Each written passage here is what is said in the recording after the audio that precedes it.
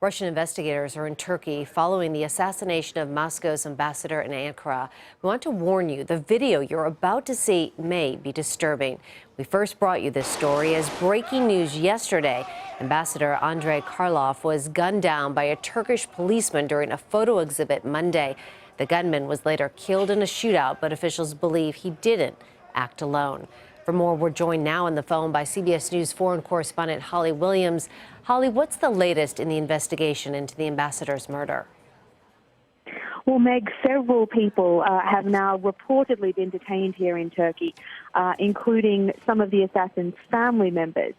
According to Turkish media reports, including a sister and his parents. So we have differing reports about how many people and no official confirmation of that.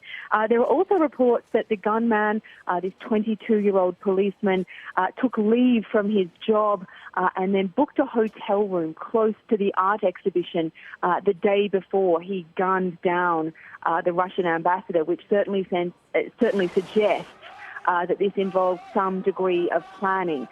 As you just mentioned, we now have a team of Russian investigators here in Turkey.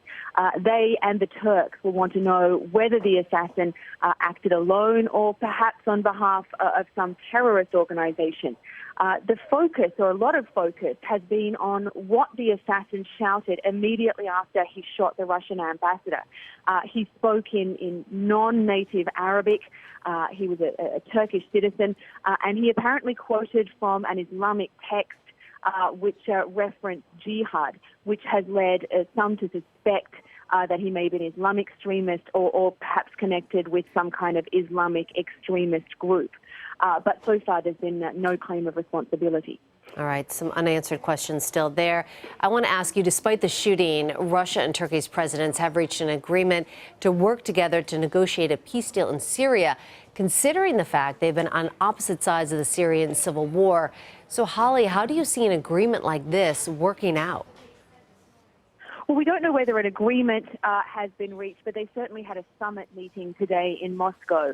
And this comes against a background of a warming in relations between Russia and Turkey.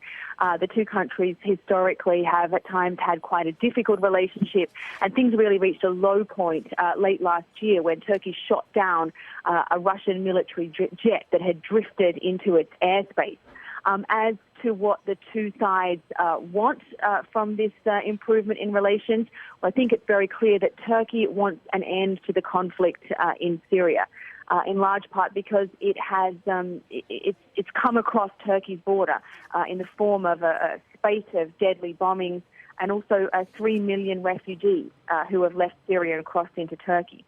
In terms of what Russia wants, well, we can only speculate, but certainly in general, what we've seen in Syria is Russia reasserting itself as a global power in a way that we really haven't seen since the end of the Cold War. All right, Holly Williams for us on the phone. Thank you.